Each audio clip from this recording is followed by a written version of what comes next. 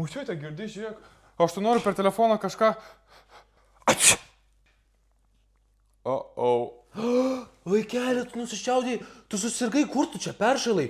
Reikia greičiau gydyti, aš žinau geriausią būdą, tuoj palauk. Tau dabar reikės susidėti vilnonį, spigliuotą šaliką ir aš duosiu puostyti rozmarino šakelių. Močiute, ką? Nesidėsiu aš to jokio spigliuoto griaužiančio šaliko. Ir prie ko čia tai rozmariną aš tikrai neuostysiu. Gerai, tada tau reikės gerti pieną su česnaku, bei druską ir suvalgyti 3 raugintus agurkus ir tada tu tikrai iš karto pasveiksi. Močiute, čia šlykštų. Tikrai aš nevalgysiu niekur ir negersiu jokių pienų. Paskutinis šansas - įsitepti veidą grietine ir priklijuoti plunksnas. Nu tikrai ne! Tikrai turi būti kažkokių kitų būdų.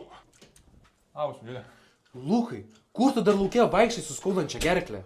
Močiute, chill. Viskas tvarkoj. Kas viskas tvarkoja? Aš nesuprantu, kaip tu gali būti toks nepasimetęs, gi tokia liga. Relax, močiute, relax. Nepasimetęs, nes turiu privatų sveikatos draudimą.